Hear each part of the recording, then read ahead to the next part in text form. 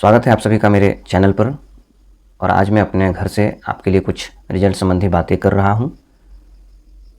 जैसा कि रिजल्ट जिस दिन पीआरटी का निकला था 1 से 5 का, उसी दिन जब मैंने लगभग 9 से 10 रिजल्ट देखे, उसी दिन लगा कि रिजल्ट में कुछ न कुछ तो खामी है। फिर भी बीपीएससी ऐसे प्रतिष्ठित आयोग पर उंगली उठाने की हिम्मत नहीं हुई, क्योंकि माननीय अतुल प्रसाद जी के जो परीक्षा लेने के तरीके थे, जिस तरह से परीक्षा में पारदर्शिता रही थी, जिस तरह से साफ सुथरे ढंग से और जेन्युइन कैंडिडेट ने एग्ज़ाम दिए, जो भी गलत थे पकड़े गए, लगा कि आगे भी कुछ होने वाला नहीं है। पर रिजल्ट में तो भाई अब तो मैं क्या, हर जगह उंगली उठने लगा है, हर जगह उंगली उठ रहा है। बताइए, परीक्षा कंडक्ट कराने के लिए हम सभी उनको तहे दिल से धन्यवाद दिए और धन्यवाद के पात्र भी रहे, लेकिन बहुत बड़ी लफड़ा रिजल्ट में है। आखिर मैंने भी तो कहा कि ऐसे कैसे हो सकता है भाई, कट ऑफ आसमान को छू रहा है, ऐसे कैसे हो सकता है। मेरे घर में आदमी है 10 और खाना बना है 15 आदमी के लिए। 5 को खाया, खाना खत्म हो गई। 15 आदमी के खाना में 10 ही आदमी थे हम, 5 को खाया, खाना खत्म, 5 को भुगले हैं। 2 ही बात हुई होगी कि एक आदमी तो 3-3 आदमी का भोजन कर लिया होगा, एक आदमी अकेले 3-3 आदमी का भोजन कर लिया होगा, या नहीं। अगर एक आदमी एक भोजन किया तो ये 10 को कहां से खा लिया। बहुत बड़ी विडंबना है, कहीं ना कहीं तो चूक है, या किन्हीं का ध्यान नहीं गया है, पदाधिकारी गण का यहाँ पर ध्यान नहीं गया। सबसे बड़ी मसला होती है यहाँ एस्टेट और सीटेट, सबसे बड़ी इश्यू है यहाँ। जब एस्टेट को आपने ध्यान में दिया ही नहीं, जो लोग एस्टेट नहीं क्वालिफाई हैं, कैसे परीक्षा पास कर गए, परीक्षा पास कर गए, काउंसिलिंग हो गया उनका, वो ट्रेनिंग कर रहे हैं भाई। गजब का परीक्षा हो रहा है, गजब का काउंसिलिंग हो रहा है। बताइए, यूपी का विद्यार्थी कैसे कर गया एसटीईटी, जबकि वो खुद हमें फ़ोन कर रहे हैं कि सर मेरा रिजल्ट क्या होगा, मैं ऐसे ऐसे कर गया हूँ। बेचारे को दुविधा है कि कहीं ना कहीं हम फंस जाएंगे। है ही ना, गलत ना है। जो आदमी सही है वो गलत चीज़ में तो जाना चाहेगा नहीं। बताइए, अभी फेमस सुने ही होंगे इसका, वो चित्रंजन कुमार का, उसका भी क्या मसला है। चित्रंजन कुमार की जो मसला है ये यूपी से है, और 9-10 में सामाजिक विज्ञान से इनका रिजल्ट आ गया। 9-10 में जब इसका सामाजिक विज्ञान से रिजल्ट आया तो ये पश्चिम चंपारण में गए डीवी कराने, डीवी में भी सफल हो गए, जबकि ये एस्टेट नहीं किए होंगे, क्योंकि एस्टेट में डोमिसाइल लागू था और उसमें बिहार से बाहर के लोग एस्टेट नहीं दे सकते थे। तो जब तक एस्टेट नहीं दिए तब तक ये कैसे हो गए। गजब की बात है। देखिए, एक गलती मिली, इसका मतलब कई गलतियां हो सकती है। आदमी हर रोल नंबर को नहीं चेक कर रहा है, कहीं ना कहीं सुराग मिला तो समझिए ऐसी कई गलतियां हो सकती है। अब बताइए, गजब की बात है, इनका वेरिफिकेशन भी हो गया। मैं वेरिफिकेशन पर भी बात करूंगा, थोड़ा सा वेट करिए, पहले इधर का इश्यू खत्म कर लेते हैं। वेरिफिकेशन कैसे हो रही है वो आपको मैं बता रहा हूं, क्या तरीका है वेरिफिकेशन का। अब बात करते हैं सीटेट की। भैया, बहुत ऐसे कैंडिडेट हैं जो सीटेट परीक्षा में ऐसे ही फेल हैं, मेरे सामने के लोग हैं, वो रिजल्ट पास हैं, पता नहीं कौन सा सर्टिफिकेट दिखा के डीवी भी करा लिए। बहुत मुश्किल है, बहुत मुश्किल है। रिजल्ट में बहुत गड़बड़ है। इतना कट ऑफ चला जाएगा, क्या है भाई, कौन चीज है ये। इतना कट ऑफ चला गया, सुन के हमारा तो माथा गुम हो गया। सबसे कम कट ऑफ बता रहे थे हम, कई लोग बताए हैं, मेरा सबसे कम रहा था। अरे मेरा नहीं हो टकराया, लेकिन 2-4 नंबर का अंतर हो सकता है। इतना का अंतर कहां से हो जाएगा। इसमें तो मतलब ये कट ऑफ वाली और सिस्टम वाली कोई बात ही नहीं रही, तो कट ऑफ का चर्चा क्या, कोई फॉलो ही नहीं हुआ है। अगला, एक आदमी फॉर्म भरे थे जनरल में, उसका रिजल्ट आ गया है ईडब्ल्यूएस में। आप ही बताइए कि ये कैसा रिजल्ट है। फॉर्म भरे जनरल में, रिजल्ट आ गया ईडब्ल्यूएस में। अभी तक कई खामी आप देख चुके हैं। पहली खामी स्टेट नहीं पास है, रिजल्ट आ गया, डीवी करा लिया। सीटेट नहीं पास है, रिजल्ट आ गया।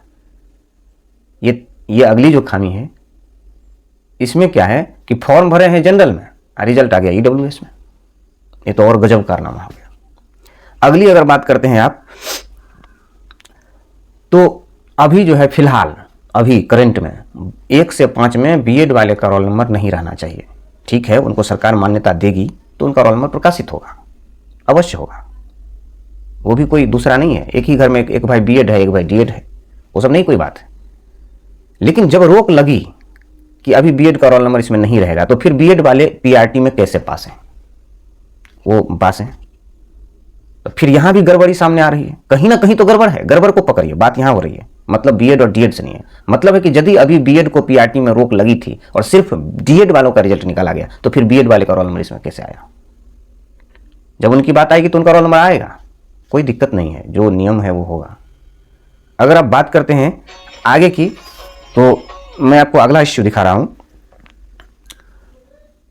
डॉक्यूमेंट फर्जी है, वेरिफिकेशन हो जा रहा है, खाली ये देख रहा है कि आपने जो अपलोड किया वो आपके पास है कि नहीं। अगर 815 सीरियल का आपने अपलोड किया तो 815 सीरियल आपके पास है कि नहीं, लेकिन वो 815 सीरियल सही है कि नहीं ये कौन जानेगा? ये कैसे पता चलेगा वो 815 सीरियल सही है कि नहीं? कुछ लोग बना के ले आया, उसमें दिखा देता है, हो गया वेरिफिकेशन, हो गया, जाओ लेटर लो, ट्रेनिंग करो, हो गया।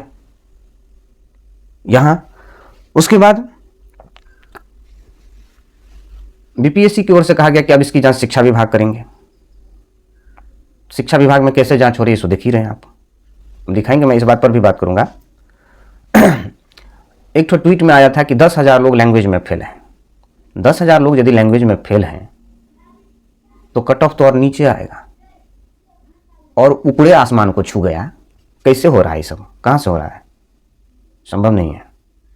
देखिए, रिजल्ट को रिव्यू करने की जरूरत है। माध्यमिक और पीआरटी के रिजल्ट को एकदम रिव्यू करने की जरूरत है। उच्च माध्यमिक में भी कुछ विषय ऐसे हैं जहां रिव्यू की एकदम नितांत आवश्यक है, समझ गए? तो रिजल्ट को रिव्यू करना ही होगा। या तो हमारे पदाधिकारियों का ध्यान यहाँ नहीं गया है कि कहाँ चूक है, लेकिन जब मैंने भी न्यूज़ 18 पर देखा था खुलासा, तो वहाँ मैं देखा कि कई तरह की धांधली। वो लोग तो देखिए, हम लोग तो सिर्फ मतलब कि एक टीचर हैं और मतलब लोगों को सहायता कराने हेतु कुछ जो है सो बातें जानकारी आपस में शेयर करते हैं, लेकिन जो जर्नलिस्ट हैं वो तो हर बात को पकड़ते हैं। उन लोगों ने पता किया और बात तो सही में हैरान कर देने वाली है। भाई एक गलती मिली है तो अगर हर रोल नंबर को चेक किया जाए तो ऐसा कई गलतियां मिलेगी। अगली जो है वो चितरंजन कुमार वाले आप देख ही लिए, यूपी से थे, ये नहीं हो सकते थे शामिल 9, 10 और 11, 12 में, लेकिन 9, 10 में ये शामिल भी हो गए, रिजल्ट भी इनका आ गया, वेरिफिकेशन भी हो गया। तो यहाँ भी कुछ गड़बड़ियाँ सामने मिल रही है और ऐसे कई गड़बड़ियाँ हो सकता है यदि चेक किया जाए तो। उसके बाद बात करते हैं हम लोग कि डीवी कैसे हो रहा है। डीवी जो हो रहा है सो लग रहा है क्या कि कोई आंधी तूफान आ रहा है, लोग गिर रहे हैं, वहाँ कोई व्यवस्था नहीं है। वहाँ जो प्रशासन तैनात हैं वो अपनी सुरक्षा कर रहे हैं, केबिन के अंदर में अपनी सुरक्षा कर रहे हैं। लोग लाइन में कैसे खड़ा रहे, कैसे सीरियल से काम कराए, कुछ कहीं नहीं है। मारपीट कर रहा है, धकलम धकला कर रहा है खिड़की पर, पहले मेरा गाली गलौज कर रहा है। प्रशासन अपनी सुरक्षा, शीशा के अंदर में अपनी सुरक्षा कर रहे हैं। जैसे लग रहा है क्या कि भेड़ बकरी की तरह यहां आकर के रिजल्ट हुआ है भाई, तो क्या जरूरी है कि आज ही हमारा काउंसलिंग हो जाए, एक ही दिन में विद्यार्थी को स्कूल में पढ़ा के आईएएस बना देंगे। इतना दशहरा जैसे दिन कितने लोग बेहोश हो के गिर रहे थे वहां। पदाधिकारी तक का दिमाग खराब है कि ऐसे क्यों हो रहा है। इसका मतलब क्या है ये समझ में नहीं आ रहा है कि एक तरफ रिजल्ट गड़बड़ी की आरोप आ रही है सामने, एक तरफ मतलब धाई धाई मतलब कराया जा रहा है, काउंसलिंग हो रहा है। अजीब ही बात है। क्या मतलब इससे क्या सरकार ये साबित करना चाहती है कि आपने तुरंत ही बहुत ज़्यादा डेवलप कर दिया बिहार को? क्या है, इतना क्या जरूरी है, इतना क्यों हड़बड़ी है? दूसरी बात, हड़बड़ी तो विद्यार्थियों की ओर से भी हुई है कि हमको आज ही रिजल्ट चाहिए। ट्वीट अभियान तो क्या अभियान, नौटंकी अभियान सब चलाया, अब रिजल्ट ले लो। जितना लोग इसमें भाग लिया, ट्वीट कराओ, ये करो, फलना चिल्ला कराओ, एक को का रिजल्ट नहीं आया है। शायद ही कोई हुआ होगा जिसका रिजल्ट हुआ होगा। जितना ही इसमें भाग लेता था कि आज ही रिजल्ट लो, धरना दो, वो करो, रिजल्ट में ये हो रहा है, देरी क्यों, तो लो रिजल्ट। उसी सब का रिजल्ट नहीं है, मैक्सिमम लोगों का नहीं है उसमें। जितना लाठी खाया रोड पर, रिजल्ट नहीं है उन लोगों का। बहुत समस्या है।